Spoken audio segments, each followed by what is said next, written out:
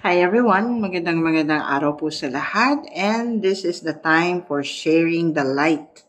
So yung light natin ay ang salita ng Diyos po. Yun po. So sa buhay po natin, bago tayo nakahingi ng tawad sa Diyos, bago niya tayo tinanggap, anong klaseng tao ba tayo? 'Di ba? May mga iba't ibang klase kasi ng kasalanan. Merong magnanakaw, merong adultery, mamamatay tao, criminals, 'di ba? Mga manloloko, fraud, 'di ba, yung mga scammer. So, maraming iba't ibang kasalanan ang nagagawa ng ibang tao, ng mga tao sa mundo. So, tayo po ba, before, ano po ba tayong klase ng tao bago po natin nakilala ang Diyos at humingi ng tawad at tinanggap natin siya? Hindi po ba? Kung babasahin po natin ang Bible natin, sa Luke po, sa Luke 18, meron pong parable doon na tinuro ang Diyos sa mga disipulo niya. The parable, yun pong about the Pariseo, yung Pariseo, at ang tax collector. Hindi po ba? So sabi po doon sa verse, doon sa last part ng verse, ang sabi po dito, Luke 18:14, I tell you, this man went down to his house justified rather than the other, for everyone who exalts himself will be humbled, but the one who humbles himself will be exalted. Na kung sino daw ang nagmamataas ay ibababa niya, at kung sino daw ang nagpapakumbaba ay itataas niya. Hindi po ba? Kasi usually, our Lord Jesus Christ, tinitignan niya lagi ang laman ng ating puso. We usually ask forgiveness, hindi po ba? Kaya kung iisipin natin na yung nagdadasal yung Pariseo at yung tax collector, ito po example lang naman po ng Diyos, yung Pariseo at yung tax collector. Yung tax collector, isang part lang po yan nung unang panahon na yon na talagang isa sa mga tao na makasalanan. Hindi po ba? Dahil usually nandadaya, di ba? May mga ginagawa silang mga magic sa mga tax, ganun po. Kaya tinuturing po yun na isa sa mga makasalanan. Di po ba? Pero ngayon, sa buhay natin, iba't iba naman po talaga yung ginamit lang po ng Panginoong Hesus yun.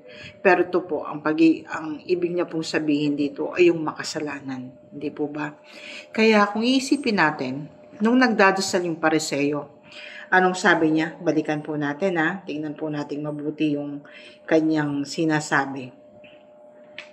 Ito po ay talagang na-amaze ako. 2 men went up into the temple to pray. One is Pharisee and the other is the tax collector. The Pharisee, standing himself, prayed thus, God, I thank you that I am not like other men, extortioners, unjust, adulterers, or even like this tax collector.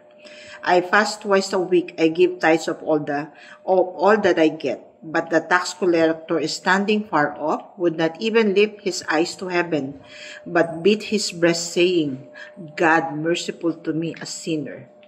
So in last verse, sa 14, tell you this man went down to his house justified rather than the other, for everyone who exalts himself will be humbled, but the other one humble himself will be exalted.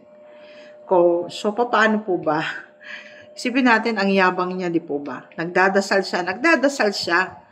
Hindi man lang niya hingi ng tawad kung may mga kasalanan siyang nagawa, maliit man o maliit na kasalanan, ay kasalanan pa rin, hindi ba? Pero anong ginawa niya? Nagkaroon siya ng comparison ng buhay niya dun sa tax collector, wherein hindi niya alam, by that time, nagkakasala na rin siya sa Diyos sa ginagawa niya.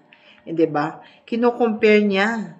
Diba? Pero alam naman ng Diyos kung ano yung nangyayari doon sa tax collector dahil ang Panginoon natin, He's an all-knowing God, diba? Dahil meron tayong triple O's, omnipotent God, omniscience God, and omnipresence God. Kahit saan naroon siya, all-knowing God siya talaga, knowledgeable God siya, present siya sa lahat ng oras. So, kinukompare niya yung sarili niya doon sa tax collector. Hindi man lang siya humingi ng tawad, and on the spot, nagkakasala siya. Pero,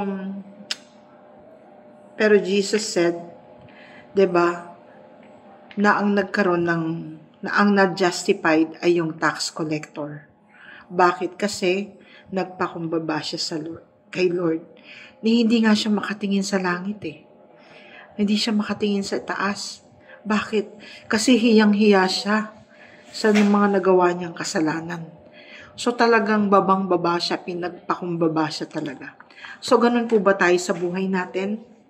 Kapag nagpe-pray tayo, kapag nagsasabi tayo sa Diyos, alam niyo ako, kahit yung mga kasalanan ko na alam kong pinatawad na ng Diyos, pag naalala ko, ay patuloy ko pa rin po na inihihingi ng tawad sa Kanya. At hiyang-hiya talaga ako sa Diyos. Kapag may mga bagay akong nagawa na hindi tama for that day, talagang umiiyak ako sa Diyos kasi hindi ko naman na dapat ginagawa yung mga ganong bagay pero nagagawa ko pa rin. Hindi ba? But alam ng Diyos ang puso natin. Kaya magpatuloy lamang po tayo. At huwag po tayong magmalaki sa Diyos.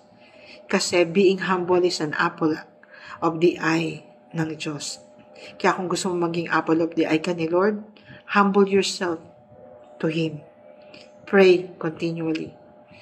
And always give thanks sa lahat ng nangyayari sa buhay mo. At tatandaan po natin, kailangan nating tumakbo sa kasalanan.